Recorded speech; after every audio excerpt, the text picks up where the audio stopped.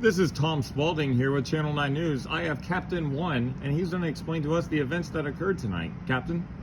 So at about 6:30 p.m. we had a crew. They were on a medical call.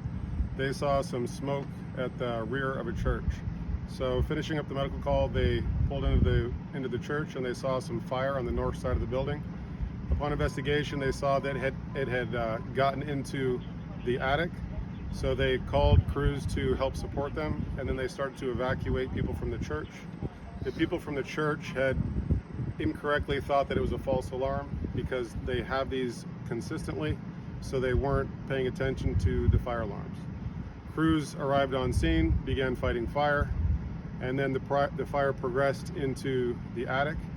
We had a partial roof collapse, and at the time of the roof collapse, we had a firefighter that was inside. At this time, he called a mayday. A mayday for firefighters is when we have somebody that needs some help. So when the mayday was called, we had a RIT crew immediately spring into action and go and pull him out.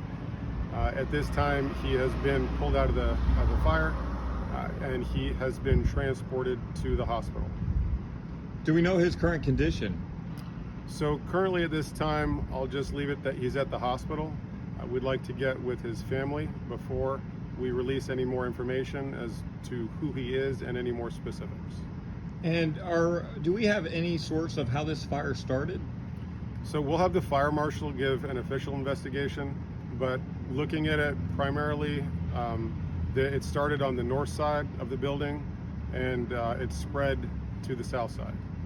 Earlier you mentioned that the occupants didn't hear the alarms. There was some type of malfunction. Is there something that was problem with their fire alarm system?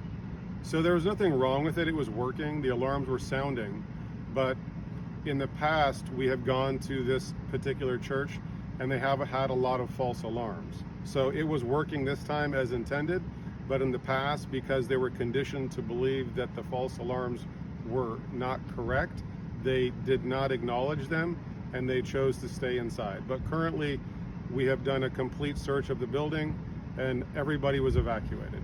There are no people that were inside and nobody was hurt. Thank you, Captain. I appreciate your service. You're welcome.